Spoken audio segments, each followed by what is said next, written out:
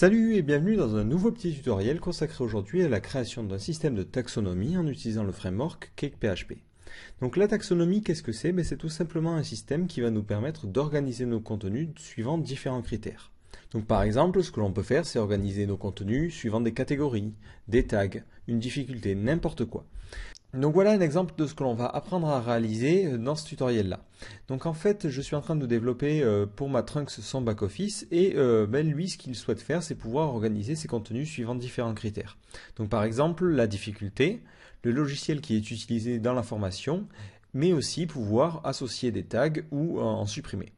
Donc tous ces systèmes-là, c'est un système de taxonomie.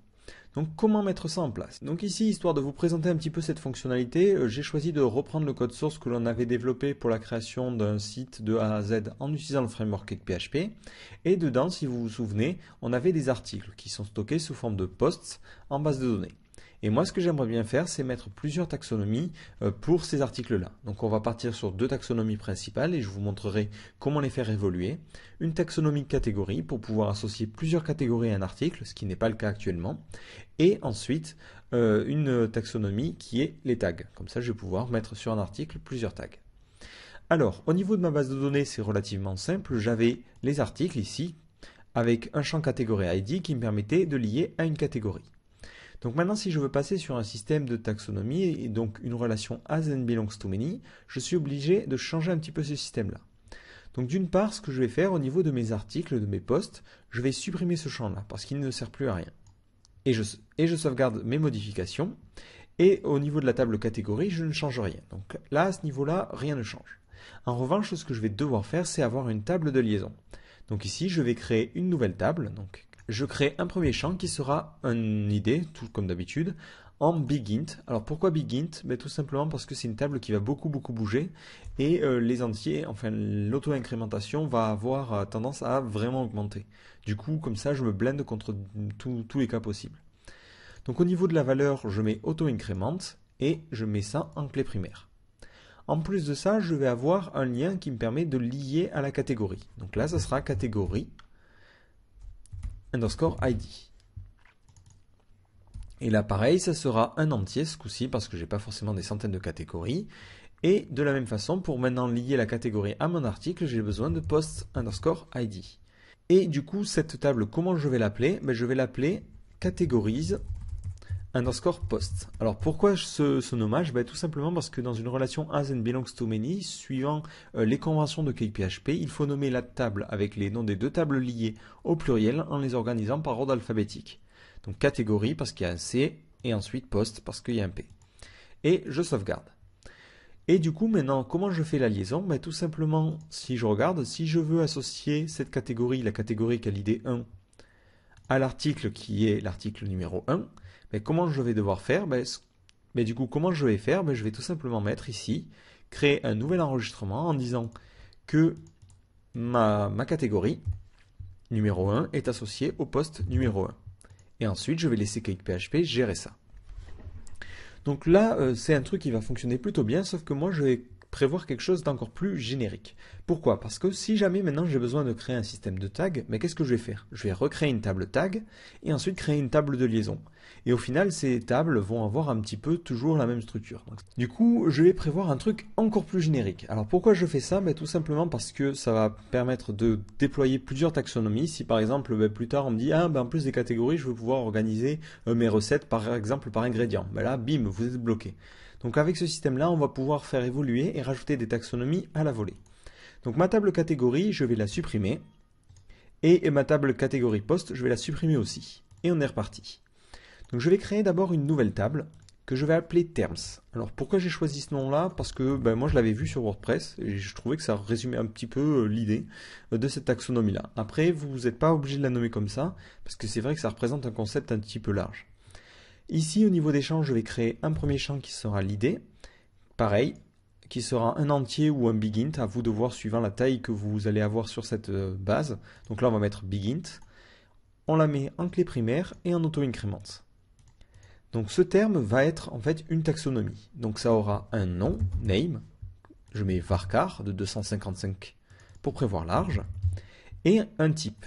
Donc ça, les types, ça va être en fait le type de taxonomie. On aura par exemple catégorie, tag, ingrédient et ce que l'on veut en fait. Alors ce type, on pourrait le mettre en enum, qui est un champ avec des entiers non standards, où en fait on va définir les différentes possibilités. Donc le truc, c'est que CakePHP a tendance à très très mal gérer ce champ-là, donc ce que je vais faire, je vais le laisser en varchar, mais vu que je vais taper cet index-là, je vais le mettre en clé. Au final, on va pas forcément perdre des tonnes en performance, donc ça peut fonctionner quand même. Donc ça fonctionne très très bien. Et je ne mets pas de valeur par défaut. Voilà. Donc ça, c'est ma table qui équivaut à la table catégorie que j'avais avant. En plus de cette table-là, je vais devoir faire une table de liaison qui permet de lier à mes différents modèles. Donc par exemple, comme ça, je pourrais avoir une taxonomie pour mes posts, une taxonomie pour mes utilisateurs et pour autant de tables que je veux. Du coup, je vais créer ma nouvelle table de liaison et je vais l'appeler term underscore relationships. Alors ici, j'ai choisi volontairement de ne pas du tout l'appeler comme CakePHP le voudrait, tout simplement parce que vu que ça va être lié à plusieurs modèles différents, on est un petit peu bloqué, hein. Il n'y a pas une nomenclature ultime. Donc là, je la crée comme ça, et l'avantage c'est que si un autre développeur passe derrière, il comprendra un peu ce que je voulais dire. Donc cette table, elle reprend exactement ce qu'on avait vu tout à l'heure. Elle va avoir un entier, hop, qui sera encore une fois en begint, en clé primaire et en auto-increment, donc ça ne change pas. Elle va avoir une référence. Alors ça sera quoi? Ça sera tout simplement le nom du modèle avec lequel on le veut lier. Pareil, ce sera un varchar et il n'y a pas forcément besoin de prévoir très large. Donc par exemple, ce qu'on va pouvoir faire, c'est avoir ici référence post, qui voudra dire le terme, je vais le lier en fait à la table post. L'ID du post auquel on veut lier. Voilà. Donc si vous avez du mal un petit peu avec ce que je suis en train de dire, ne vous inquiétez pas, ça va s'éclaircir un petit peu au fur et à mesure. Et là, j'ai donc ce qui va me permettre de trouver la table que je sélectionne. Et il faut que je lis maintenant ce système-là avec mes termes. Donc ici, je vais créer un nouveau champ, term underscore ID, qui sera lié en fait à ce terme-là. Et du coup, je sauvegarde. Voilà. Donc maintenant, si par exemple je veux créer une catégorie, c'est très simple. Dans ma table terms, je vais ajouter une colonne que je vais appeler, hop, par exemple audio, et le type, ça sera catégorie. Je veux créer une nouvelle catégorie, je rajoute une colonne, vidéo, et j'appelle catégorie. Maintenant, imaginons que je veux lier cette catégorie-là, ou m'associer ces deux catégories à mon premier article. Dans le terme relationship, hop, je vais mettre ici, add. Donc la référence, ce sera le nom du modèle lié. Donc ici, c'est post. Ref ID, c'est l'article numéro 1, et le terme, c'est 1. Et de la même façon, je veux lier le second article, post, avec les mêmes critères. Sauf qu'ici, le terme, ça sera la seconde catégorie. Donc ici, je vais mettre 2. Et du coup, automatiquement, je vais pouvoir récupérer ces liaisons. Alors si je regarde à quoi était lié, c'était mon premier titre. Ah, en fait, c'était une page. Donc hop, voilà. C'est sur cette page-là. En dessous, j'aimerais bien afficher les catégories.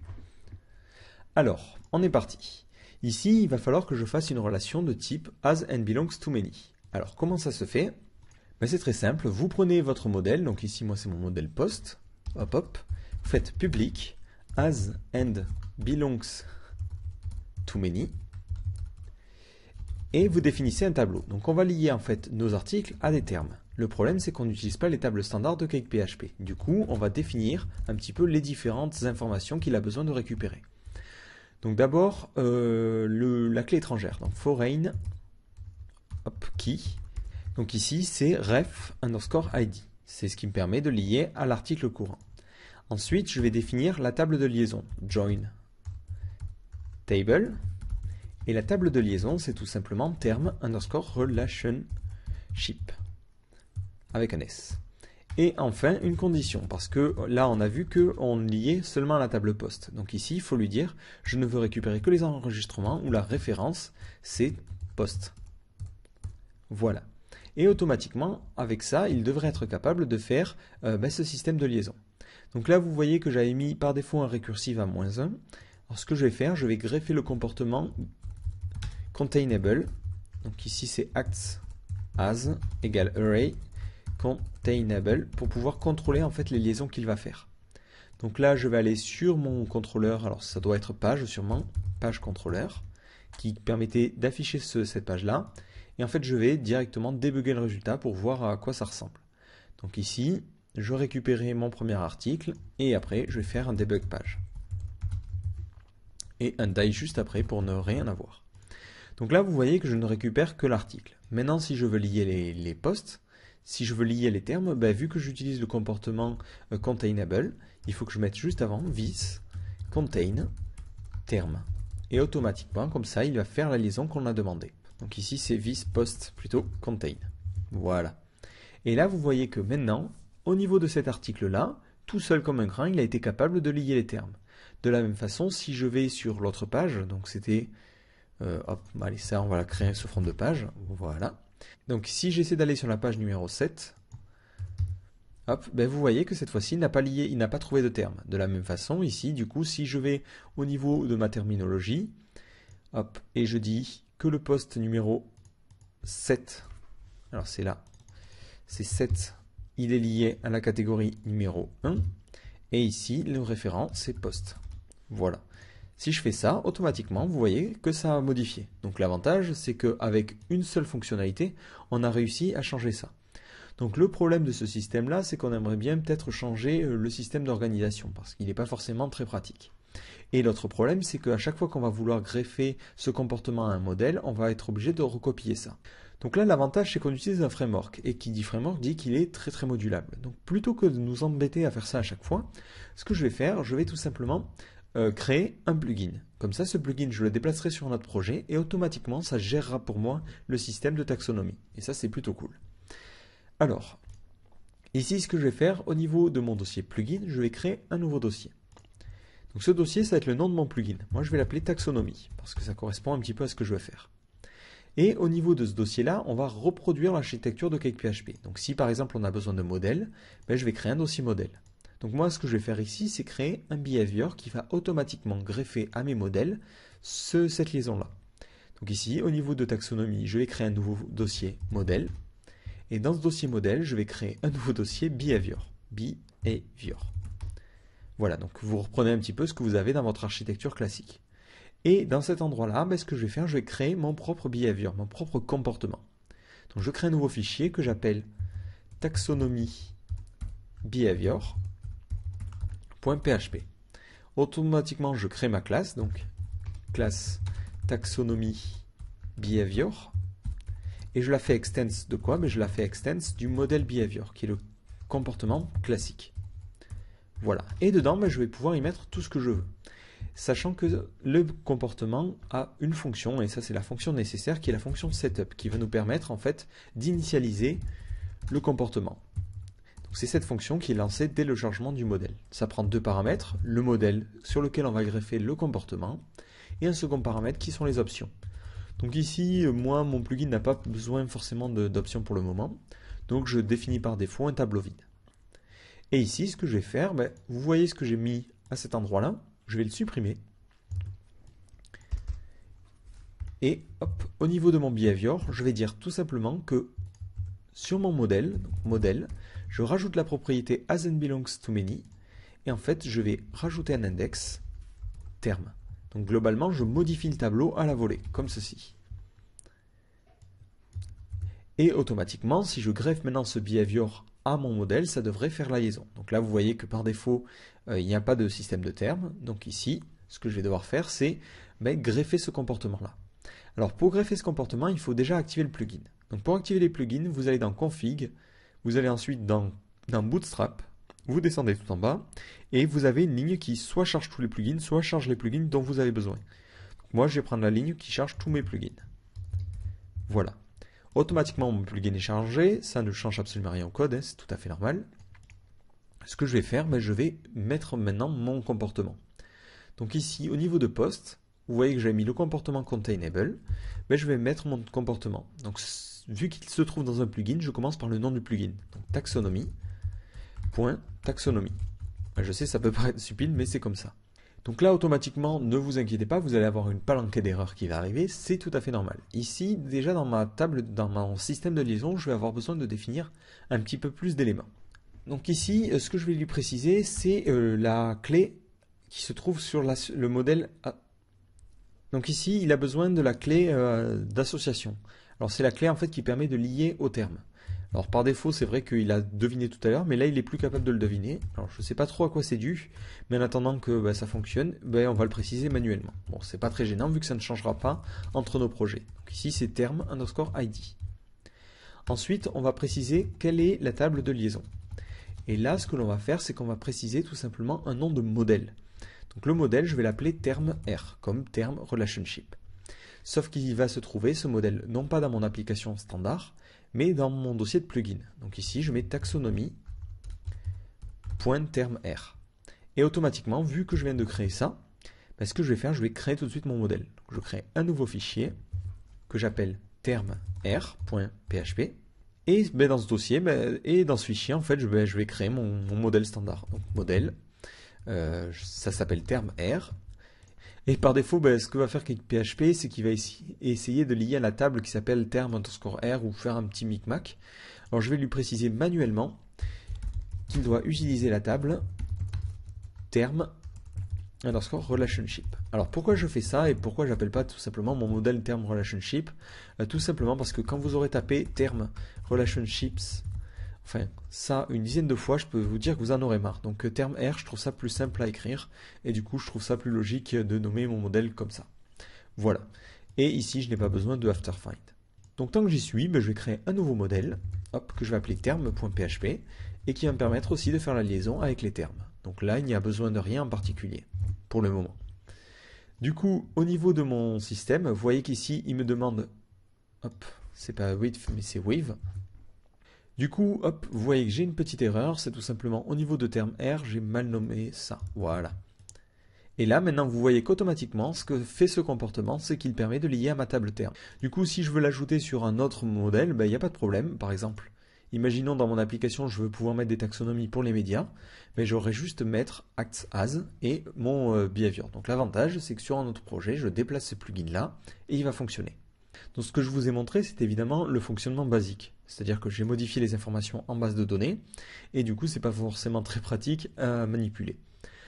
Voilà, imaginons maintenant dans le back-office, j'aimerais permettre à l'utilisateur, lorsqu'il édite une page, de cocher en fait les différents termes auxquels est lié mon article. Comment je fais? C'est très simple, vous allez voir que CakePHP gère ça plutôt bien. Donc de quoi on va avoir besoin? On va déjà avoir besoin d'une liste des différentes taxonomies possibles. Donc pour avoir cette liste-là, hop, ce que je vais faire, je vais récupérer les termes. Donc je vais appeler ça terms égale this. Donc ici j'appelle mon modèle post. Et vu que j'ai lié avec la as and belongs to many, je peux directement appeler les termes comme ceci. Et ici je fais un find list. Et du coup lui, hop, si je vous fais un petit debug de ça, hop, il lit directement les idées et les valeurs. Donc au niveau de mon back-office, ici c'est admin edit. Hop, alors je vais agrandir pour qu'on y voit un petit peu plus clair. Voilà. J'ai juste à mettre un champ input où là ça se permettra de changer les terms. Donc là je choisis un label, donc ici ça va être méta ou taxonomie plutôt. Ensuite je précise que c'est de type select. Alors ça peut vous paraître bizarre mais ne vous inquiétez pas. Et ensuite on met multiple égale checkbox. Voilà. Donc ça c'est un critère automatique et en fait ça va permettre de dire à CakePHP globalement je veux modifier les termes, donc c'est un champ qui n'existe pas en base, je l'ai nommé comme ça, et automatiquement il va chercher une variable qui s'appellerait terms et qui contiendrait les options possibles. Et cette variable c'est ce que je viens de créer dans ma page d'édition, c'est cette variable là, et automatiquement vous voyez qu'il crée les différentes boîtes. L'avantage, c'est qu'on peut aller encore un petit peu plus loin. Au niveau de mon find list, je vais lui dire de grouper mes différentes taxonomies par leur type.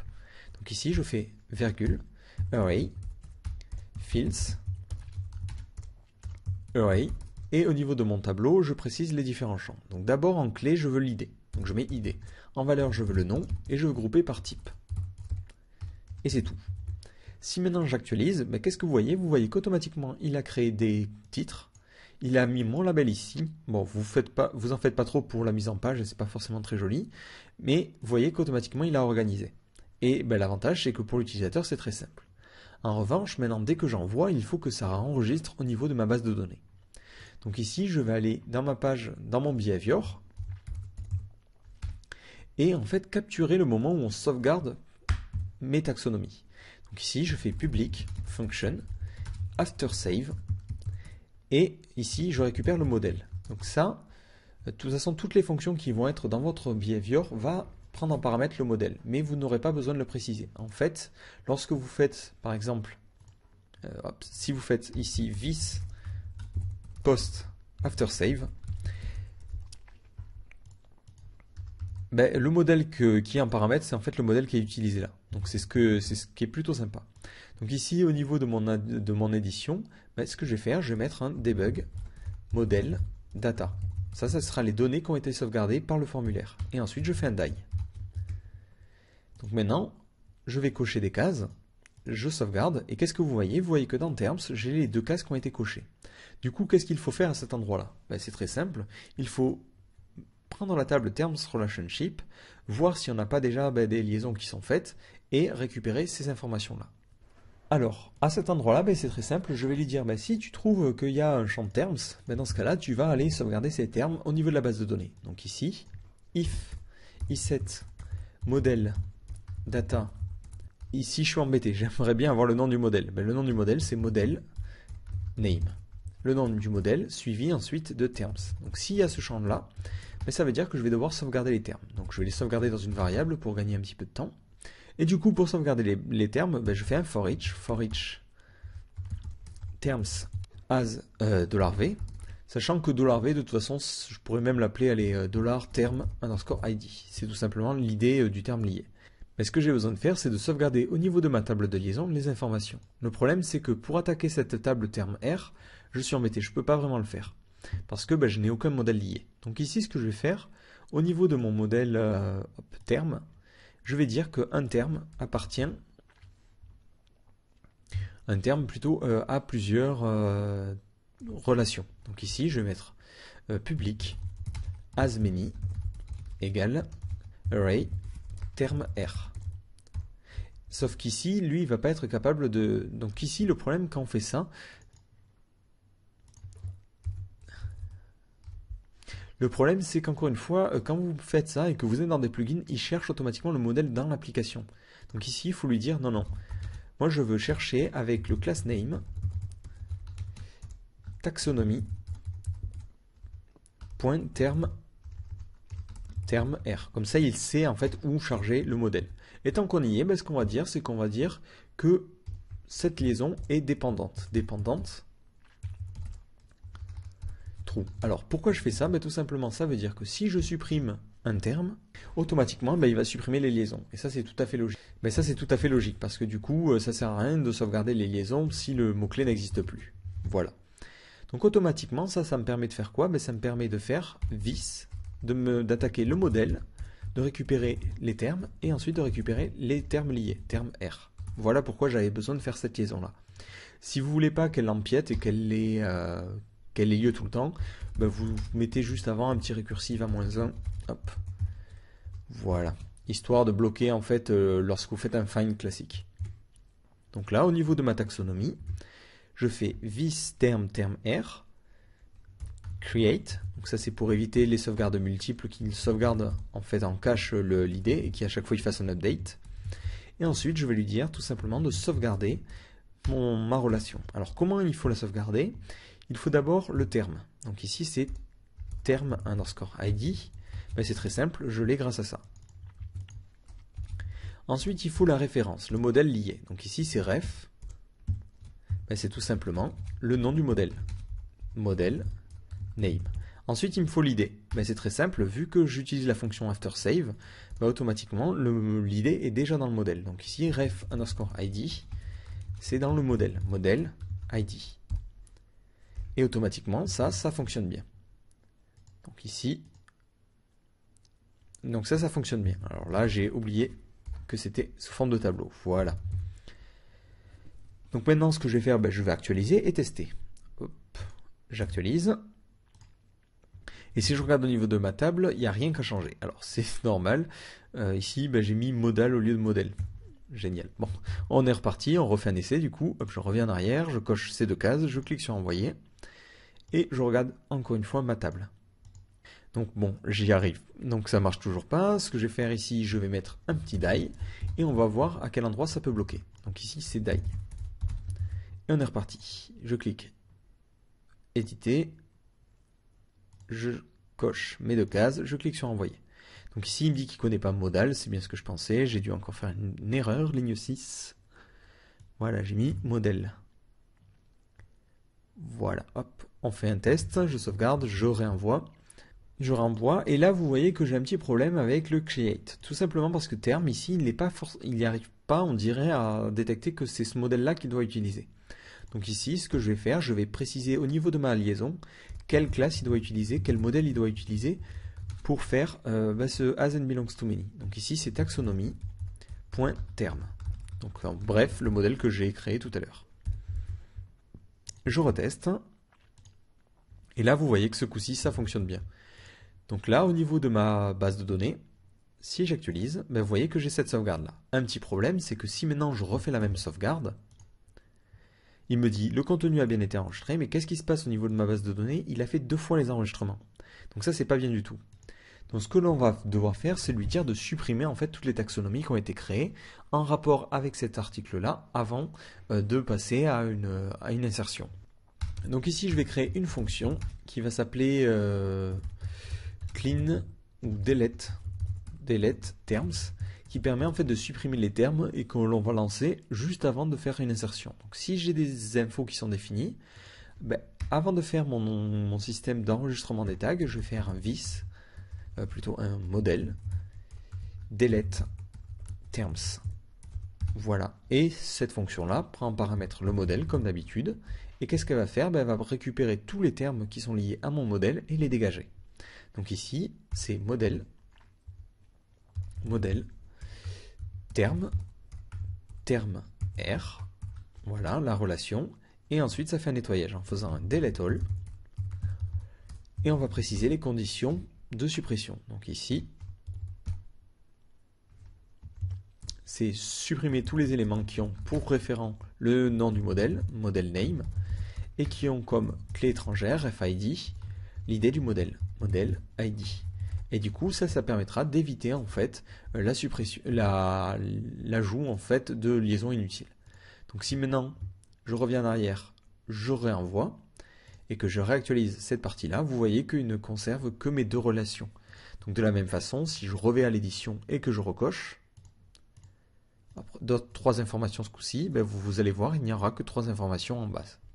Donc ça c'est très sympa, mais le problème c'est que quand l'utilisateur édite, lui il ne sait pas déjà ce qu'il avait coché avant. Ça c'est pas du tout pratique. Donc là je vais revenir sur mon contrôleur page qui me permet d'éditer. Donc en fait ici je vais vous montrer d'où vient le problème. Si vous faites un debug de visRequestData et que vous actualisez, et ici je n'ai pas les termes liés. Alors déjà je vais changer ce comportement là. Ici on va mettre tout dessus vis post contain terme. Voilà, pour forcer un petit peu cette liaison-là. Donc là, vous voyez, j'ai mon système de termes, mais le problème, c'est que pour que ce champ, ces checkbox fonctionnent, lui, en fait, il s'attend à avoir un champ de terms. Mais ce champ, si vous regardez au niveau de mon modèle post, il n'existe pas. Ce que je vais faire, je vais utiliser mon behavior pour créer ce faux champ. Donc ici, au niveau de mon behavior, je vais modifier la fonction afterFind. Cette fonction prend en paramètre le modèle, comme d'habitude, et en plus les données. Ici, si vous faites un debug data et ensuite un die, vous allez voir qu'elle récupère directement les données qui ont été postées, qui ont été récupérées par le modèle. Et ce que je vais faire, je vais créer tout simplement ce petit faux champ de terms. Donc là, au niveau de mon contrôleur page, je vais enlever mon debug qui ne sert à rien. Et ici, modifier ça. Donc, je parcours toutes mes données. For each data as $k $v. Ce modèle, cette fonction à la fin, elle doit retourner les données. Voilà. Et ce que je vais faire, je vais court-circuiter avec un debug suivi d'un die pour pouvoir tester un petit peu au fur et à mesure et voir comment ça agit. Donc en fait ici, si je détecte que j'ai la clé post et qu'ensuite j'ai des termes, donc ici, if différent de empty $v post, ou plutôt ici c'est termes, dans ce cas-là, qu'est-ce que je vais devoir faire? Je vais lui dire, tu groupes en fait tous les termes. Donc ici, ce que je vais lui faire, je vais lui créer un faux champ en faisant $data, $k, ensuite ici donc le nom du modèle, donc c'est modèle suivi de name. Comme ça, j'arrive à peu près à cet index-là. Ensuite, je fais terms et je vais remplir un tableau contenant la liste des termes. Donc ici, terms égale salut. Voilà, histoire que vous voyez un petit peu où je vais en venir. Ici, vous voyez que ça crée un faux champ qui s'appelait salut.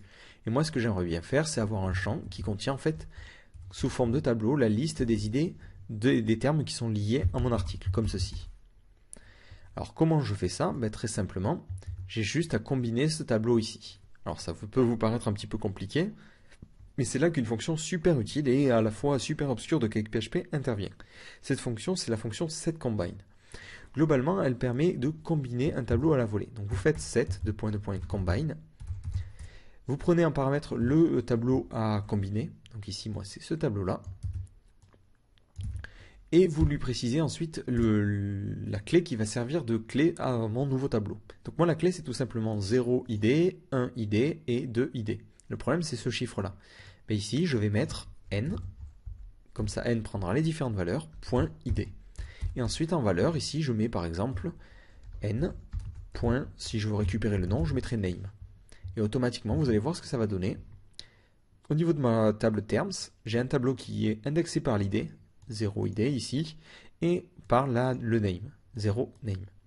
Donc ici, moi, je veux juste les id, donc je mets id. Et automatiquement, ça crée ce tableau-là. Mais qu'est-ce qui se passe? Il se passe que si j'enlève mon die, vous voyez qu'automatiquement, ça va permettre à mes checkbox de se cocher toutes seules. Et du coup, j'ai le back-office qui a été créé en 2 temps 3 mouvements.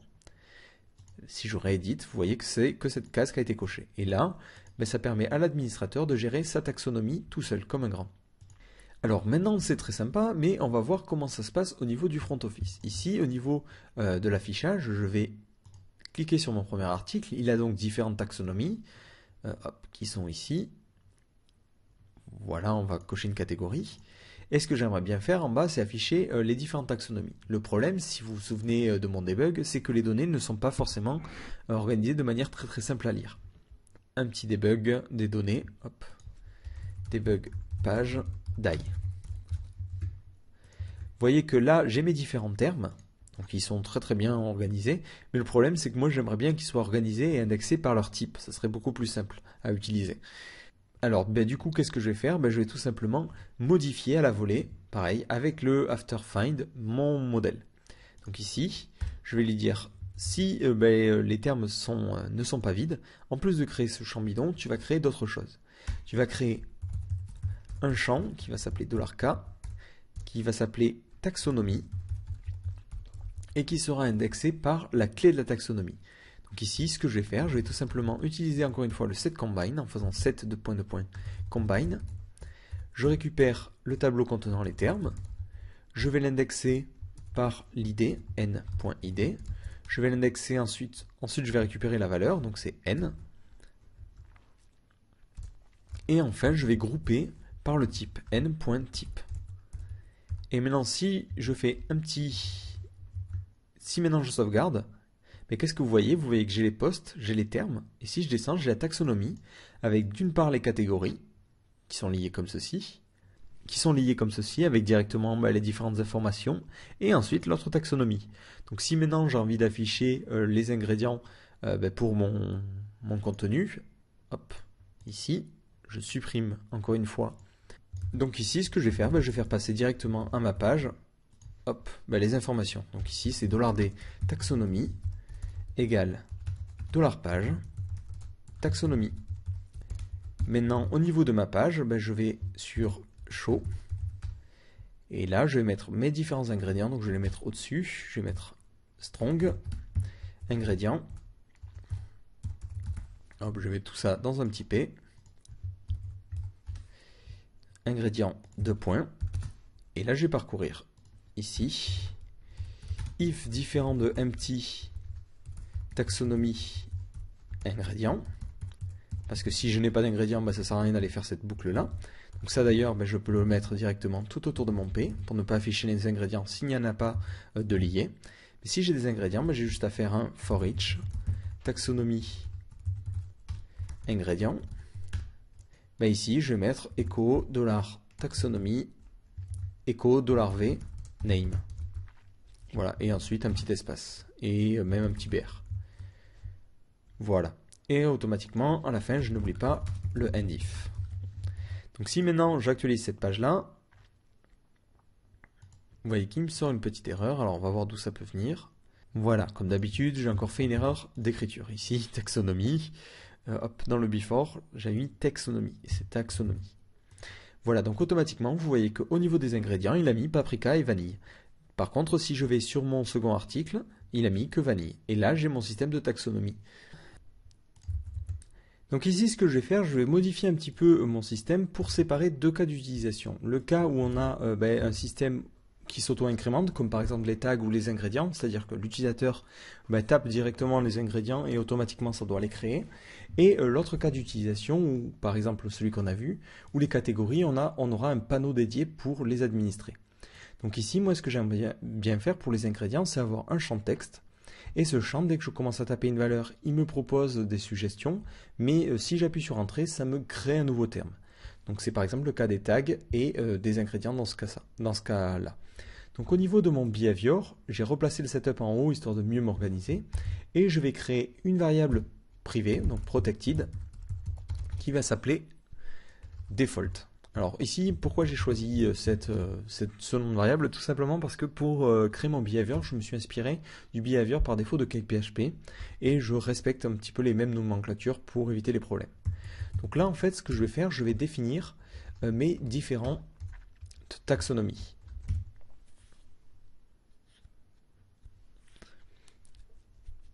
Dans deux tableaux, donc un premier tableau qui sera en fait les taxonomies qui sont fixes, comme par exemple les catégories. Donc ici, je vais mettre, on va l'appeler ça fixed. Hop. Et ensuite, les taxonomies qui sont tout simplement dynamiques. Donc ici, c'est dynamique. Dynamique. Et là, ça va être par exemple les tags, mais aussi les ingrédients. Comme ça me permettra de faire différents comportements suivant les cas. Du coup, ici, ce que je dois faire, c'est que au niveau du back-office, je ne dois afficher que les éléments qui sont fixes pour les cases à cocher. Donc là, au niveau de mon page contrôleur, je vais supprimer un petit peu, sauf ça, je vais supprimer mes onglets. Au niveau de mon page contrôleur, dans l'admin edit, j'avais fait cette fonction-là qui me permettrait de trouver les termes. Ici, plutôt que m'embêter, je vais faire this post, et ici, je vais l'appeler get terms, qui permet de récupérer en fait. Et ici, je vais mettre plutôt get fixed terms. Voilà, comme ça me permettra de récupérer seulement les termes fixés. Donc ici, au niveau de mes fonctions, je vais créer une nouvelle fonction, public function get fixed terms, qui prend en paramètre le modèle et qui va renvoyer tous les termes, mais seulement les termes qui doivent être fixés. Donc ici, ça va récupérer tout simplement tous les termes qui sont de ce type-là. Alors là, je suis embêté parce que cette variable défaut, je n'y ai pas accès. Tout simplement, au niveau de la configuration, je permets à l'utilisateur de modifier les options pour définir les taxonomies fixes et les taxonomies dynamiques. Du coup, là, ce que je vais faire, dès mon chargement, je vais définir les settings en faisant settings égale array underscore merge. Donc, pour fusionner le tableau que j'ai par défaut, donc qui est celui-là, default, et le tableau que je pourrais définir à la volée au niveau des options. Donc ici, options. Et ça, plutôt que l'envoyer juste dans une variable, je l'envoie carrément dans this settings. Comme ça, à cet endroit-là, je peux récupérer par exemple tous les éléments dynamiques. Donc du coup, je vais return, je récupère les termes, find, list, donc ça ne change pas par rapport à tout à l'heure. Au niveau des fields, c'est la même chose, je veux en index l'id, en clé la valeur, donc c'était name, et surtout groupé par le type. Sauf que je ne veux pas tous les éléments, je veux seulement les éléments qui sont avec un système de cases cochables. Donc ici, je mets un second paramètre, conditions, array, c'est terme.type, il doit être égal à this, c'est settings, voilà, settings, et entre crochets, les settings que j'ai définis là, en fixed. Donc ici, c'est fixed. Voilà. Et automatiquement, si maintenant je réactualise, vous voyez que ça me permet de modifier seulement la taxonomie catégorie. Si j'ai envie de permettre à l'utilisateur de changer les ingrédients sous ce format-là, Vous voyez qu'il me suffit de changer une variable et automatiquement ça permet de changer ce système-là. Donc ça c'est plutôt sympa. Du coup l'autre problème c'est au moment de la sauvegarde ici dans le after save, oui voilà, je faisais un delete term. Le problème c'est qu'au niveau de delete terms, il faut que je lui dise non supprime que les termes qui sont des termes fixés, pas les autres. Donc là ce que je vais faire, je vais récupérer tous les termes qui sont dans les types fixés. Donc ici je fais terms égale vis, plutôt modèle, terme, find sous forme de liste, et au niveau des champs je récupère tout simplement l'id, les deux coups, donc ici ça va être array term.id, term.id, et au niveau, d'ailleurs j'ai pas forcément besoin de préciser ça, hein, c'est id, et au niveau des conditions c'est tout simplement tous les termes qui sont dans cette condition là. Voilà, hop. Et du coup, au niveau de ma suppression, j'ai juste à lui dire de ne supprimer que les éléments au terme underscore id et dans les termes ici.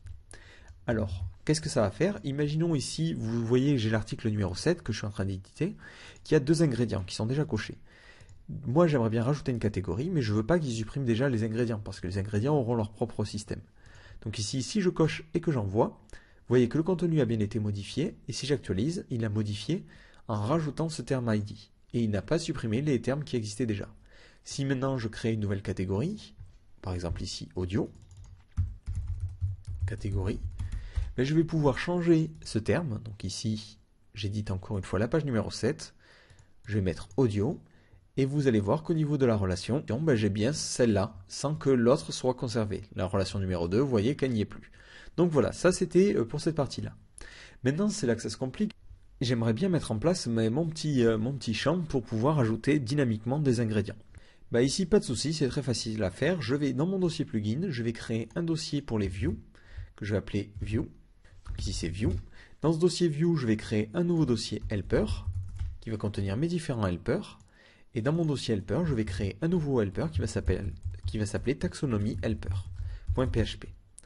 Ici, ben, je crée mon helper, donc c'est classe taxonomie helper, extend de app helper. Ici, je crée une variable qui va contenir les différents helpers que je compte utiliser.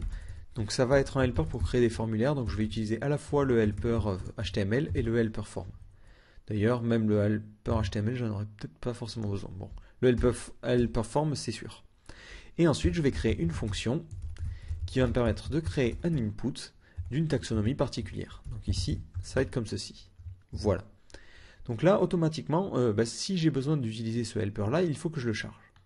Donc moi, ce que je vais faire, je vais carrément modifier mon app contrôleur de mon application. Vous voyez que j'utilisais différents helpers, et je vais rajouter en plus ce helper-là. Donc c'est taxonomie.taxonomie.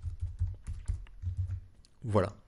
Donc du coup, au niveau de ma page edit, donc c'est page edit, tout en bas, en dessous de la gestion des différents termes, je vais lui dire, moi ce que j'aimerais bien faire, c'est faire echo, vis, mon helper c'est taxonomie, et créer mon champ. Et je veux un champ pour modifier par exemple les tags de ce modèle-là. De la même façon, je veux un autre champ pour modifier les ingrédients. D'ailleurs, on va créer le champ pour les ingrédients en premier. Et ici, le champ pour les tags. Et après, on verra pour les tags. Donc là, automatiquement, donc déjà, il va créer un champ qui permettra de rentrer ma taxonomie. Donc c'est return, vis, form, input. Ici, au niveau de ma clé, je mets taxonomie, point, le type de la taxonomie, type. Et ici, après, j'ai besoin de préciser les différentes options. Donc ici, je vais mettre options, comme ceci. Et les options, on va permettre à l'utilisateur de les customiser à cet endroit-là, options. Un petit peu comme les options par défaut du form helper en fait. Donc ici, je vais mettre options égale array par défaut. Voilà. Donc par défaut, ça crée ce petit champ que vous voyez ici. D'ailleurs, je vais mettre la fenêtre comme ceci. Je vais même écarter ça. Voilà. Sauf que du coup, moi, ce que je vais faire au niveau de mon admin edit, c'est mettre array label égale les ingrédients. Voilà. Et automatiquement, vous voyez que ça crée ce label au-dessus. Comme ça permet à l'administrateur de... ça permet au prochain développeur qui utilisera ce plugin-là de pouvoir gérer les options du formulaire. Donc en dessous de ce petit système-là, ce que j'aimerais bien faire, c'est afficher les différents tags qui sont déjà associés. Donc là, en fait, ce que je peux faire à cet endroit-là, c'est faire un debug visData. Et ensuite un die. Mais si vous regardez, vous voyez que j'ai différentes informations. Et là, je récupère en fait toutes les informations qui ont été passées à la vue. Donc là, ce que je vais faire, je vais stocker ces données dans une variable, $data égale visData. Si je n'ai pas de données, dans ce cas-là, ça ne sert à rien d'aller plus loin. Donc if empty data, dans ce cas-là, je return directement false, ou directement return du vide, return false. Si j'ai des informations, dans ce cas-là, je vais récupérer le référent en récupérant le premier index du tableau, en faisant key de data. Si maintenant je fais un petit debug de ref, vous allez voir que ça me permet de récupérer post. Du coup, de là, je vais pouvoir faire pas mal de choses. Vous allez voir ça par la suite. Donc là, en dessous, ce que j'ai besoin de faire, c'est d'afficher les différents termes. C'est d'afficher les différents termes. Alors, je vais les afficher d'une façon assez particulière. Je vais faire des petits labels et ce que je vais faire, je vais mettre une petite croix qui me permettra de supprimer. Donc d'abord, j'ai besoin de récupérer les différents labels. Alors si vous vous souvenez, on avait créé ce système de taxonomie qui était plutôt pratique, du coup on va l'utiliser. Ici, j'ai juste à faire un petit for each. Donc mon modèle c'était data. Ensuite je récupère ici le nom du... Donc ici je récupère la taxonomie. Et ensuite je récupère la taxonomie qui est liée. Donc là par exemple, pour moi c'est les ingrédients, ou directement type. Et pour chacun, as $v, je vais juste faire un petit debug. Debug $v. Et vous voyez que je récupère paprika et ingrédients. Donc tout ça, évidemment, il faut le faire seulement si ça existe. Donc if empty ça. Donc if différent de empty, dans ce cas-là, on va pouvoir faire mon petit for each. Voilà, bon, ça imbrique un petit peu, mais c'est pas forcément très gênant. Donc là, ce que je vais faire, je vais créer un petit code HTML que je vais mettre juste après le input. Donc ici, juste après le input, je vais coller du code HTML. Et du coup, juste au début, je vais le créer vide, et au fur et à mesure, je vais l'incrémenter. Donc ici, je vais mettre $HTML égale, je vais créer un petit label classique. Hop, span, classe égale label, span, et ici, je vais mettre le nom. Hop, point, c'est $v, name. Si maintenant j'actualise, qu'est-ce que vous voyez? Vous voyez qu'en dessous de mon champ, il a créé vanille. Si je mets un point égal, ce coup-ci, vous voyez qu'il a créé vanille et paprika. Du coup, si je veux un lien pour le supprimer, cet élément-là, je vais avoir besoin de créer ce lien. Donc pour créer le lien, j'utilise tout simplement la classe router, donc router URL. Alors le contrôleur, ça sera le contrôleur qui me permet de gérer les relations. Donc ici, moi je vais l'appeler terms. L'action, ça sera delete pour supprimer une liaison. Et ensuite, je vais mettre que je veux utiliser, non pas le contrôleur par défaut que j'ai créé tout à l'heure, mais le contrôleur qui va se trouver dans le plugin taxonomie. Et ensuite, je précise que c'est un élément qui est limité à l'admin en mettant admin true. Et en plus, cette URL, je lui passe un paramètre qui sera l'id de la liaison. Donc ici, ce n'est pas... Du coup, juste avant de se lancer sur ça, je vais refaire un petit debug de V pour voir un petit peu et m'assurer que j'ai les bonnes informations. ID, en fait, ça contient le terme. Si je veux l'id de la liaison, c'est plutôt ça que je vais devoir récupérer. Donc ici, c'est la taxonomie, comme ceci. Et là, ça devrait du coup beaucoup mieux fonctionner. Et ce lien-là, je vais le mettre juste après. Donc là, juste après le span, je vais mettre une petite croix. Et cette petite croix, je vais l'entourer d'un lien. Et ce lien, je vais y mettre l'URL que j'ai récupéré. Et l'URL, je vais la créer comme ceci. Voilà, donc là, vous voyez, ça commence à devenir un petit peu plus costaud et ça va continuer. Donc là, vous voyez qu'automatiquement, j'ai ce lien qui me permet de supprimer mon terme. Si je clique dessus, évidemment, il ne se passe rien. Il faut que je crée le contrôleur. Donc là, je vais aller créer mon contrôleur. Donc c'est nouveau dossier contrôleur. Et dans mon contrôleur, je vais aller créer un nouveau fichier que je vais appeler terms.controller.php. Et ici, on est parti. Mon contrôleur va s'appeler terms. J'ai pas besoin de lui dire quel modèle utiliser parce qu'il va automatiquement utiliser le modèle qui se trouve dans mon plugin. Et ici, je vais créer ma fonction admin underscore delete. Et ça prend en paramètre la relation. Donc ici, c'est id. Voilà. Alors là, juste avant de continuer, je fais une petite pause sur ce système-là. Ici, je pars du principe que ce plugin ne sera utilisé essentiellement et que sur des applications où il y a un routing admin, avec ce admin underscore.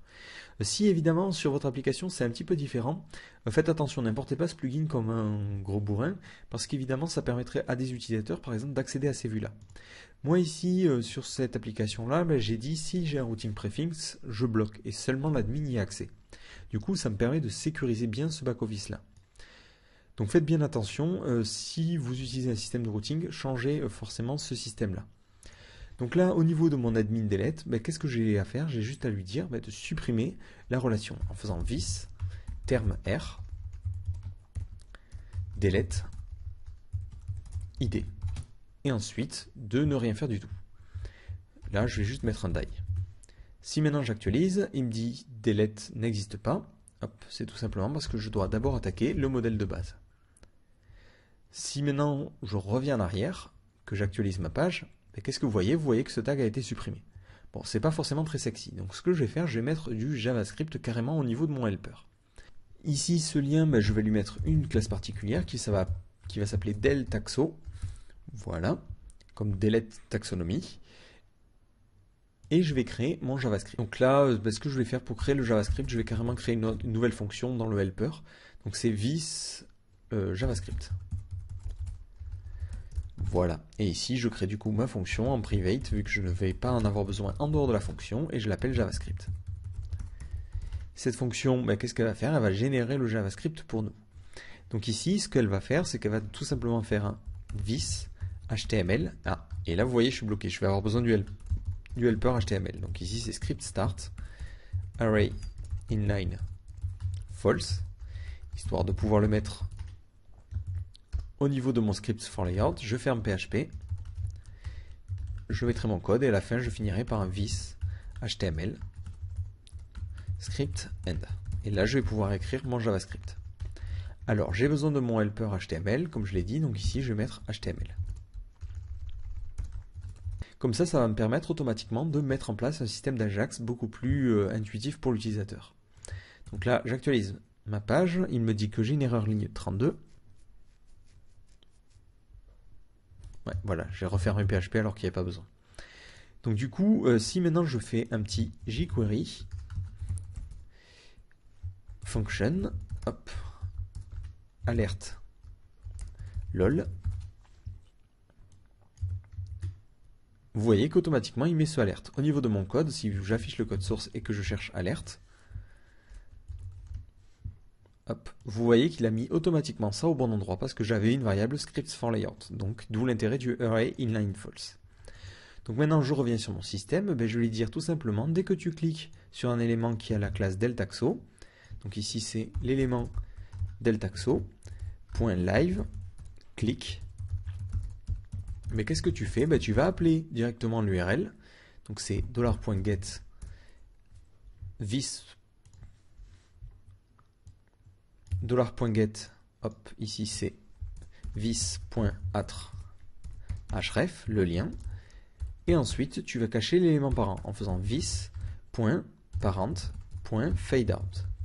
Pour éviter d'appeler plusieurs fois vis, ce que je peux faire, c'est créer une variable que je vais appeler var a égale vis, et automatiquement ça me permet d'éviter de demander à jQuery de faire 2 fois la sélection. Là, il a fait qu'une seule fois. Donc je regarde si tout a l'air bien, et oui, je n'oublie pas le return false pour éviter que le lien s'active. Donc automatiquement, maintenant, si j'actualise la page, je clique sur vanille, et vous voyez qu'automatiquement le lien se masque de manière très très simple. Et l'avantage, c'est que si j'actualise, vous voyez qu'au niveau de ma base de données, ça a été supprimé. Donc maintenant, de la même façon, il faut que je permette à l'utilisateur de rajouter des ingrédients. Ici, il faut que quand il appuie sur Entrée, ça fonctionne. Au niveau de mon champ, qu'est-ce que je vais faire? Je vais en profiter pour lui donner des idées et des informations particulières. Donc ici, j'ai mis Options, je vais mettre $options. Hop, je vais dire que l'idée, ça sera automatiquement le type. Et je vais préciser aussi que Options, la classe, ça sera add taxo. un petit peu comme del, sauf qu'il permet d'ajouter des taxonomies. Donc là, ben, qu'est-ce que ça va faire? Ça veut dire que dès que j'appuie sur Entrée, automatiquement, il faut qu'il déclenche l'ajout en base de données. Et du coup, ben, je vais le faire en Ajax, histoire de gagner encore une fois en utilisation. L'avantage de ce système-là, c'est qu'automatiquement, ben, je n'aurai plus qu'à copier mon plugin, encore une fois, et à utiliser ce helper. Je n'aurai pas besoin de créer des éléments d'interface, ça va s'adapter à peu près à tous mes thèmes. Donc ici, mon champ, c'est tous les champs qui ont la classe add taxo, point keypress, ça déclenche une fonction, et pour l'instant, cette fonction, qu'est-ce qu'elle va faire? Hop. Je fais gaffe à l'indentation au fur et à mesure. Ben, elle va détecter quand est-ce que j'appuie sur Entrée. Alors pour détecter l'appui sur une touche, c'est très simple. Ici, vous avez l'événement, donc vous avez dans toutes les fonctions bind de jQuery, et cet événement-là, il a une valeur particulière qui est keycode, qui contient en fait le nom de la touche, enfin l'idée de la touche sur laquelle on a appuyé. Donc ici, si le keycode est égal à 13, ça veut dire qu'on a appuyé sur Entrée. Et dans ce cas-là, je return false. Et ce que je vais mettre un alerte go pour tester. Donc j'actualise, je sélectionne mon champ, j'appuie sur Entrée. Et vous voyez qu'automatiquement, il met un alerte go. Très très bien. Donc ce qu'il devra faire, c'est récupérer la valeur. Donc ici, ça va être input égale this. Voilà, donc ça c'est encore une fois histoire d'éviter au sélecteur de faire des choses. Et ici, je vais faire. Et ici, du coup, je vais appeler l'URL qui va permettre d'ajouter un terme. Donc ici, ça va être. Du coup, cette URL, je la connais pas vraiment. Donc cette URL, c'est le contrôleur terms. L'action, ça va être add. Le plugin, c'est toujours taxonomie, l'admin true. Et je vais lui envoyer un premier paramètre qui est le référent et un second paramètre qui est l'ID. Le problème, c'est que ces informations, je ne les ai pas, donc je vais les faire passer directement à la fonction. Et la fonction, à cet endroit-là, elle a le référent en faisant tout simplement data. Donc ici, ça fonctionne bien. J'ai maintenant mon URL. Donc là, lorsque j'appuie, qu'est-ce que je vais faire? Je vais faire un .get. Je vais appeler mon URL, qui est tout simplement ici, cette URL-là, donc celle que j'ai à cet endroit-là. Je vais l'appeler en lui faisant passer un paramètre. C'est le nom, donc name, de point. Et ici, le nom, c'est tout simplement input.val. Input.val. Et une fois que j'ai fini, je vais faire un petit truc. Ici, function, dès que j'ai fini, je vais avoir un petit comportement particulier. Voilà. Donc la fonction prendra en paramètre les données, data, et pour l'instant elle ne fait rien. Donc ici, je vais mettre chocolat, j'appuie sur Entrée, et il ne se passe rien. Si je regarde au niveau de mon onglet réseau, je vois qu'il y a eu au niveau de XHR, au niveau de Ajax, cette requête-là. Ça veut dire qu'il a bien appelé le contrôleur, mais pour l'instant, ça n'existe pas. Donc ici, je vais la créer. Function, admin underscore add, le référent, l'idée du référent, et ensuite, ça prendra en paramètre le nom, ici. Donc ici, ça va être if iset $_ name. Dans ce cas-là, ce que je vais faire, je vais rajouter le tag. Donc ici, c'est this, terme, save. Je mets le nom que je veux, donc c'est name, c'est tout simplement le nom qui a été passé en paramètre dans l'URL. Et ensuite, je vais préciser le type. Et le type, là je suis embêté encore une fois parce que le type, je ne l'ai pas. Donc ce que je vais faire, je vais préciser en paramètre ici, le type en plus. Donc au niveau de mon URL, hop, j'ai besoin en plus du type. Et du coup, à cet endroit-là, j'ai besoin du type. Voilà. Voilà, comme ça je l'ai fait passer un petit peu dans toutes les fonctions. Donc maintenant, je reviens ici, je fais passer en plus le type, et on est parti. Hop, là j'ai encore une fois oublié array. Et du coup, si vous regardez, au niveau de la base de données, qu'est-ce que vous remarquez? Vous remarquez qu'on a bien chocolat. Donc il a bien ajouté. Le problème, c'est qu'il ne doit pas l'ajouter s'il le trouve déjà. C'est complètement stupide, j'ai déjà chocolat. Dans ce cas-là, il faut lui dire de ne rien faire. Donc là, avant de faire mon save, je vais chercher si j'ai déjà un terme. Donc ce tableau-là, je vais plutôt le créer dans une variable que je vais appeler $d. Voilà. Du coup, là, je vais lui dire, est-ce que tu trouves un résultat? Donc je vais l'appeler terme, égale this, terme, find, first. Donc je cherche le premier qui correspond à ma condition. Donc ici, c'est array. Ma condition, c'est tout simplement le tableau que j'ai défini juste un petit peu plus haut. Je cherche ensuite seulement au niveau des fields l'id. Tout le reste, je m'en fous. Voilà. Si je n'ai pas de terme, if empty de $terme, ça veut dire que je n'ai trouvé aucun résultat. Dans ce cas-là, tu le sauvegardes et tu définis dans la variable term id, qui me servira après pour définir la liaison, l'idée du terme que je viens de sauvegarder. Sinon, ça veut dire qu'on a déjà un terme. Dans ce cas-là, je fais term underscore id égale terme de terme id. Une fois que j'ai fait ça, c'est très bien, je peux passer à la seconde étape qui consiste tout simplement à sauvegarder ma liaison. Donc là, je fais $d égale array. Ma liaison, elle va avoir pour référent le ref que j'ai passé par l'URL. Pour id de clé étrangère, celle que j'ai passée encore une fois par URL. Et au niveau du terme, tout simplement le terme id que je viens de récupérer. Terme id égale $term underscore id. Voilà, mon tableau est prêt à être sauvegardé. Le problème, c'est qu'il faut que je vérifie si ça existe. Donc si ça existe, je ne fais rien. Donc ici, terms égale vis term r. Donc là, ça va me permettre de trouver toutes les liaisons. D'ailleurs, on va plutôt appeler ça count. Et on trouve toutes les liaisons qui correspondent à mes critères. Donc ici, find count, array, conditions. Et je fais un petit peu ce que j'ai fait en haut. J'envoie au niveau des conditions le tableau que je m'apprête à sauvegarder. S'il trouve déjà un résultat, if count est égal à 0, s'il ne trouve aucun résultat, c'est que je peux faire ma sauvegarde. Dans ce cas-là, je fais vis term r, save, et je sauvegarde mon tableau. Si je n'ai pas trouvé des deux. Et du coup, après, il faut que je renvoie au JavaScript le code HTML de cette liaison. Donc ici, je vais mettre URL égale router URL. Ça va être l'URL de suppression. Donc c'est array, action, delete.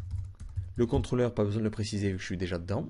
Et ici, j'avais l'idée de la liaison. L'idée de la liaison, c'est tout simplement vis term r, vu que je viens de faire la sauvegarde, id.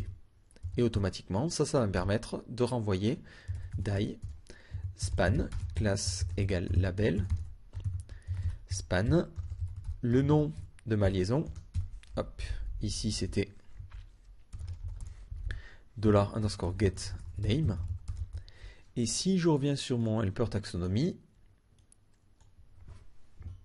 hop, ensuite j'avais cette classe là, hop, et je vais la recopier telle qu'elle. Je mets un petit espace, et je mets le del taxo avec l'URL qui a été là. Donc automatiquement, vous voyez à peu près où je veux en venir. Lorsque je récupère mes données dans le function data, qu'est-ce que je vais faire? Je vais prendre mon champ, je récupère l'élément parent, et ensuite j'injecte les données. After, data. Et automatiquement, ça me permettra de gérer l'ajout. Donc je vais faire un petit test, je veux rajouter chocolat, j'appuie sur entrée, et vous voyez qu'automatiquement, ici il y a eu la requête qui s'est faite, il a rajouté chocolat. Au niveau de mes taxonomies, il n'a rajouté aucun terme en plus parce que chocolat existait déjà. En revanche, au niveau de mes relationships, vous voyez qu'il a rajouté cette relation-là. De la même façon, si je veux rajouter maintenant Nutella, et là vous voyez qu'automatiquement il crée Nutella. En revanche ici, vous voyez qu'au niveau du relationship, on ne récupère pas bien le terme ID. Alors je vais voir au niveau de mon contrôleur. Voilà, ici j'ai fait oublier de lui dire de sauvegarder les données. Forcément, on n'ira pas très loin. Donc je vais supprimer cette relation qui ne sert à rien. Et on est reparti. Ici, j'ai chocolat, je veux Nutella, j'appuie sur entrée, j'actualise, vous voyez qu'automatiquement, il a créé à la fois le terme de ce côté-là et la relation. Ici, maintenant, je peux supprimer Nutella vu que j'avais utilisé le live click. Et automatiquement, au niveau des relations, ça a supprimé là. Voilà. Donc ça, c'est très bien. Donc voilà, ça c'est très bien, c'est exactement ce que l'on voulait. Comme ça, l'utilisateur peut rajouter différents systèmes. Sauf que une fois qu'il le valide ici, ce que je vais faire, hop, c'est ici mettre var input, hop, var val égale input.val. Et ensuite, dès que j'appuie, qu'est-ce que je vais faire? Je vais faire input.val, je vide le champ. Et ici, au lieu de directement envoyer les valeurs que je récupère, je renvoie directement la variable. Ça permettra en fait, si je tape Nutella, de vider le champ pour éviter que l'utilisateur soit tenté de mettre différents mots-clés. Donc voilà, là vous voyez, maintenant on a notre système de tags complet. L'avantage, c'est que si maintenant on a envie de mettre une gestion de tags, c'est très simple. Vous allez dans votre partie édition et vous dites, tiens, j'ai envie d'avoir une taxonomie en plus. Vous dupliquez ce champ-là, hop. Vous mettez votre taxonomie, ici ça va être tag par exemple. Vous mettez votre label, tag, pas de souci. Vous appuyez sur enregistrer. Donc là, vous voyez que dès que j'appuie sur page, hop, vous avez une série d'erreurs qui arrivent. Alors tout simplement pourquoi? Parce que ici, le JavaScript va être répété autant de fois que il y a d'appels. Le problème de ce JavaScript, c'est qu'au final, il est relativement, vous le voyez, il est relativement générique. Il n'y a pas forcément besoin de le faire par type. Donc là, je vais créer une première variable que je vais appeler JavaScript, qui va être égale à false. Ça veut dire qu'il n'a jamais été chargé, et dire si le JavaScript est chargé. Dans ce cas-là, je return false. Si le JavaScript n'est pas chargé, dans ce cas-là, je vais mettre this JavaScript égale true. Hop. Et là, c'est plutôt this JavaScript. Voilà. Donc ça permet d'éviter d'avoir deux fois le JavaScript. Ici, si je regarde Deltaxo, voilà, vous voyez que le script n'est qu'une seule fois. Le problème, c'est que dans ce script-là, vous voyez que j'avais récupéré le type. Alors ce type, c'est pas du tout bien de l'avoir fait comme ça. Donc je vais revenir un petit peu en arrière sur ce que j'ai fait. Voilà, hop, ici dans le JavaScript, je supprime ce type-là. Et si vous vous souvenez, au niveau de l'idée du champ, j'avais précisé le type. Ici, Options, ID, j'ai mis le type. Donc là, pour récupérer le type, c'est très simple, j'ai juste à faire var type égale input.attr id. Du coup, au niveau de mon URL, ça ne change rien, sauf qu'en plus, ici, je vais préciser le type. Type égale type. Voilà. C'est bien ça. Et au niveau de mon terms controller, ici, je n'ai plus à mettre type comme ça, et à mettre directement plutôt type égale $_get type. Voilà. Donc ici, j'actualise. Je regarde au niveau de mon champ si tout a l'air correct. Donc vous voyez qu'il me dit bien tag au niveau de l'idée. Alors je vais faire un test. Je vais mettre page. J'appuie sur entrée. Et automatiquement, vous voyez qu'au niveau de terme, il a créé ce terme-là. Et au niveau de relationship, il a créé la relation. Et l'avantage, c'est que du coup, j'ai ces deux termes. Tag, chien, chat. Et ces deux taxonomies-là n'interagissent pas les unes avec les autres. Et ça me prend vraiment 2 secondes. Bon, certes, je me casse vraiment le bol sur ce code-là, mais après, ça me prend vraiment 2 secondes de rajouter des taxonomies et des champs dynamiques avec ce système d'autocomplétion à mes contrôleurs et à mes pages. Donc là, je vais supprimer un petit peu tous ces tags-là. Et on est reparti. Donc un dernier petit truc pour ceux les plus courageux d'entre vous qui auront suivi jusqu'à maintenant, on va mettre en place un système d'autocomplétion. Parce que là c'est très bien, mais le problème c'est que s'il tape chocolat, par exemple s'il supprime Nutella, et qu'il se dit j'ai besoin de Nutella dans ma recette, et qu'il ne sait pas trop bien l'orthographier, vous risquez d'être bloqué. Donc ce que je vais faire maintenant, c'est mettre en place un système d'autocomplétion. Alors pour l'autocomplétion, je ne vais pas me prendre la tête, jQuery propose ça par défaut. Donc si vous cherchez sur jQuery UI, j'ai déjà cherché pas mal de temps. Vous avez dans les démos et documentations, un système d'autocomplete. Voilà. Ce système, en plus, a la possibilité d'avoir un système de récupération à distance avec du cache. Donc c'est génial de chez génial. Donc ici, si vous voyez au niveau des birds, je tape un nom d'oiseau et automatiquement je peux en sélectionner un. Moi, c'est exactement ce que je veux. Donc ici, je vais créer ce système d'autocomplete. Donc au niveau de ma vue admin, je vais supposer que l'utilisateur aura forcément jQuery et jQuery UI. Donc là, ce n'est pas le cas. Donc je vais faire la modification tout de suite. Je charge jQuery UI. Voilà. Et je vais charger en plus le CSS. Donc moi, je ne l'ai pas ici. Donc ce que je vais faire, je vais récupérer directement depuis le thème. Donc CSS, thème.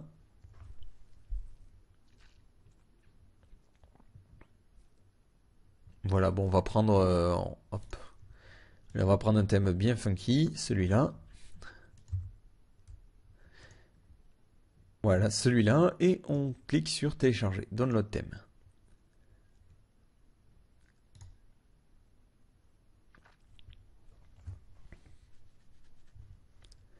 Donc je sélectionne mon thème, ici j'ai mon CSS, donc je vais le mettre, hop, ici. Et on va l'appeler, par exemple ici, bon, je vais renommer ça en style parce que c'est horrible d'appeler ça comme ça, et ça je vais appeler ça jQuery 8. Voilà, donc au niveau de mon layout par défaut, j'appelle un nouveau CSS qui sera dans jQuery 8 / style.css. Voilà, beaucoup plus simple du coup de s'en souvenir. Donc là j'ai mes deux éléments et je vais créer mon champ en autocomplete.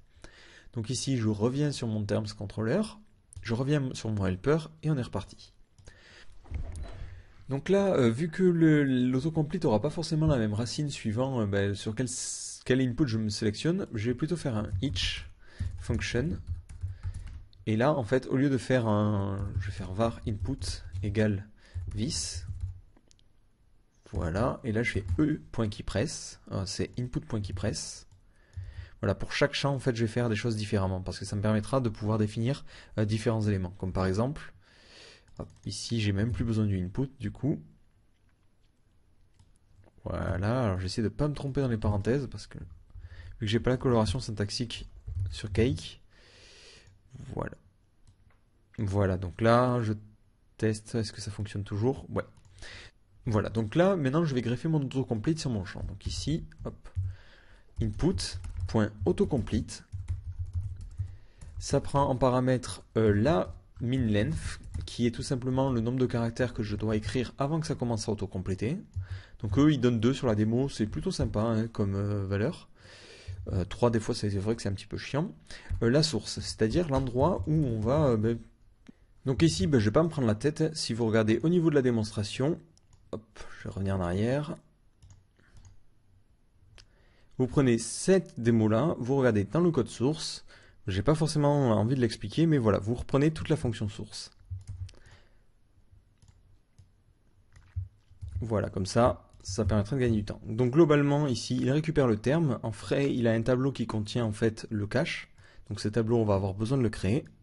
Donc ici, au niveau de mes variables, hop, voilà. J'ai un tableau de cache et une valeur de xhr. Hop, l'axis. Voilà. Donc ici, il récupère la taille, au niveau de la source, il envoie, et c'est ce qui m'intéresse ici, c'est l'URL. Donc l'URL, je vais avoir besoin de la... Mais ici, l'URL, il n'y a pas photo, je vais avoir besoin de la créer. Donc ici, ça va être URL list. Donc URL list égale routeur URL, array, le contrôleur, ça sera toujours terms, l'action, ça sera index, le plugin, ça sera toujours taxonomie. Ensuite, admin, ça sera toujours un true, parce que c'est seulement quelque chose qui est réservé à l'administrateur. Je n'ai pas besoin du ref ni du ref ID, je n'ai besoin d'absolument rien. Là, au niveau de ma request, donc que je vais, du coup ici, au niveau de mon JSON, je vais lui dire directement d'appeler URL list. Voilà. Ensuite, je vais avoir besoin de lui préciser le type. Ici, au niveau de mon objet request, je vais en profiter pour faire request.type égale input.attrID. Comme ça permettra d'envoyer à cette fonction index que je n'ai pas encore créée le type de ma taxonomie. Et ensuite, il appelle le JSON, il le récupère et il le parse. Voilà. Donc ça, je sauvegarde. Donc on repart. Ici, je commence à taper. Alors, je ressors les inspecteurs parce que vous allez voir que c'est pas mal utile. Je tape nut. Et là, vous voyez qu'au niveau de XHR, il a bien appelé cette URL-là. Donc cette URL-là, il faut que je la crée. Donc là, on est reparti. Je vais dans mon contrôleur terms et je crée une nouvelle fonction. Function admin _ search. Ouais, d'ailleurs, je vais plutôt l'appeler search. C'est beaucoup plus intelligent, je trouve. Hop. Allez, je reviens en arrière. Ici, mon action, je l'avais appelé index, j'appelais search. Donc ici, je vais essayer de trouver tous les termes qui correspondent. Donc ici, terms égale this, terme, find. Je les récupère sous forme de liste parce que je vais avoir besoin que du nom. Et je récupère tous ceux au niveau de la condition qui ont le nom. Donc c'est array, name, like, comme ceux que je définis. Donc c'est get terme, sauf que moi je veux pas une recherche exacte, c'est-à-dire que le mot-clé peut se trouver en plein milieu. Donc ici j'entoure terme de pourcentage. Comme ceci. Hop. Voilà, donc là automatiquement je récupère les différents termes. Sauf que pour jQuery, il les attend sous un certain format. Donc ici je vais créer un JSON égale array. Et ici en fait il attend un format où on a au niveau du JSON à la fois un champ ID qui contiendra l'ID de notre clé et la valeur. Donc ici je vais créer ce tableau en fur et à mesure. Donc for each terms as $id $name. Voilà. Et ici, au niveau du JSON, je rajoute un index à chaque fois et je vais mettre mes différentes clés. D'abord, j'ai l'ID et ensuite, j'ai le label. Voilà. Mon tableau, ensuite, une fois créé, je le renvoie à ma vue en faisant un die JSON encode de mon JSON. Du coup, automatiquement, cette fois-ci, jQuery 8 devrait fonctionner. Donc, je réactualise ma page, je tape Nutella. Et là, vous voyez qu'automatiquement, il a trouvé Nutella. Si j'en ajoute 2-3, on va mettre Nutta, hop, Planuta, et voilà. Si je réactualise, vous voyez que je tape Nut, et automatiquement, il me sort les 3 résultats. Le problème, c'est qu'une fois que je sélectionne, j'aimerais bien qu'automatiquement, je rajoute ça au niveau de mon fonctionnement. Donc, il y a un événement, en fait, pour ça, qui est l'événement Select. Donc ici, au niveau de mon autocomplete, juste après source, si je sélectionne un élément, donc c'est function event, 8, voilà, hop. Si je sélectionne un élément, qu'est-ce qu'il va falloir faire? Il va falloir que je fasse l'insertion. Donc c'est un petit peu comme ce que j'ai fait ici, sauf que cette fois-ci j'ai déjà l'idée du terme, vu que je l'ai au niveau de mes informations. Donc là, dès que je sélectionne, qu'est-ce que je vais faire? Je vais appeler l'URL d'ajout, donc c'est .get, echo URL, donc c'est la même URL que ça, sauf qu'ici au niveau des informations je vais mettre j'ai l'id, donc c'est ui.item.id, j'ai le nom, name c'est ui.item.name.label plutôt, et ensuite, une fois que je suis content, je relance une fonction qui va être un petit peu la même fonction que tout à l'heure. C'est d'ailleurs cette fonction-là. Hop.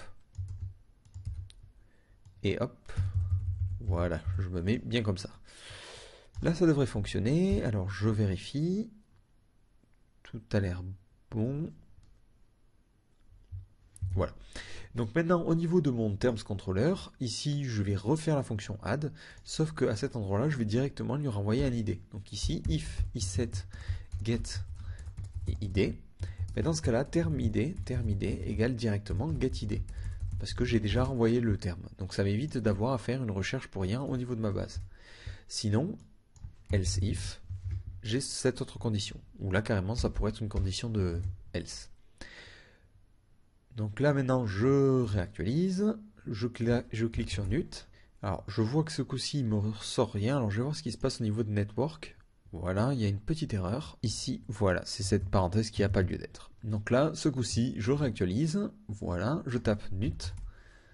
J'ai les différentes options. Ici, je vais supprimer Nutaz et Planuta, qui ne servent à rien. Et on va faire un petit essai. Hop, je réactualise, je tape Nut, Nutella. Et là, j'ai eu une petite erreur. Alors hop, tout simplement, ici j'ai envoyé le type, j'ai besoin aussi de l'envoyer à cet endroit-là. Donc là, virgule, type égale ça. Là, de la même façon, lorsque je sélectionne une valeur, je vais avoir besoin de vider cette valeur-là. Donc ici, juste une fois qu'on a confirmé, je vide cette valeur. Donc je refais un petit test, je me mets ici, je tape Nut, je sélectionne ma valeur, et hop, j'ai une petite erreur. Donc ici, type is not defined. Donc le type ici, c'est tout simplement à cet endroit-là. Voilà. On va y arriver au fur et à mesure. Je réactualise, je tape Nut, Nutaz. Et là, automatiquement, vous voyez qu'il a créé ce tag-là. Donc là, l'avantage, c'est qu'automatiquement, ça auto-complète et l'administrateur n'a pas forcément à se compliquer la vie pour mémoriser les différents produits. Alors, au passage, un petit détail que je viens de remarquer. Au niveau de la recherche ici, vous voyez, j'avais passé le type pour pouvoir filtrer par type. Et au niveau du contrôleur ici, j'avais complètement oublié cette condition-là. Là, je vais la mettre tout de suite. Je vais mettre qu'en plus. Hop. Donc le nom doit être à peu près ressemblant et le type doit correspondre. Donc ici, c'est $get type. Voilà. Donc voilà, on a terminé avec ce système-là. Alors un petit rappel de ce qu'on en a vu dans cette vidéo. On a vu comment mettre en place un système de plugin qui nous permet d'avoir une petite structure de code que l'on va pouvoir déplacer entre nos différents projets. On a vu comment utiliser un behavior pour modifier le comportement d'un contrôleur, d'un modèle en particulier, pour lui associer différentes fonctions, pour lui ajouter par exemple des fonctionnalités ou des relations. On a vu ensuite aussi comment créer un système de relations as and belongs to many, en gérant au niveau des formulaires les systèmes d'input multiples. Et on a vu comment mettre en place un système de helper qui va nous permettre de générer et d'automatiser un certain nombre de fonctions. Donc ce plugin est loin d'être terminé. Donc ce plugin, comme toutes les choses que l'on développe, n'est jamais vraiment terminé. Donc il y a déjà quelques pistes que l'on peut explorer. Donc je pense notamment à deux pistes. Alors la première, ça serait tout simplement de mettre en place un système qui nettoierait automatiquement les tags. Là vous voyez que par exemple, les tags que l'on n'utilise pas, comme Planetu ou n'importe quoi, sont restés. Ici, ça serait sympa, lorsque l'on supprime un tag, de vérifier est-ce qu'il est encore utilisé, et s'il n'est pas utilisé, de le supprimer. Donc ça évidemment je ne le montrerai pas, je veux aussi que vous essayiez d'améliorer vous-même ce plugin là. Si vous n'y arrivez pas à trouver comment mettre cette fonction en place, sachez que je le mettrai sûrement sur mon compte GitHub, vu qu'il peut être utile je pense à pas mal de gens. Ensuite, l'autre chose qui pourrait être intéressante et qu'on verra sûrement dans un prochain tutoriel, c'est par exemple comment mettre en place un système de console. Ce qui serait cool, ça serait de pouvoir déplacer ce dossier sur un nouveau projet et directement ouvrir le terminal et faire un truc du genre cake create terms. Et automatiquement, ça créerait la table terme et term relationship. Et ça nous permettrait de ne pas avoir à nous prendre la tête à créer directement ces deux tables-là.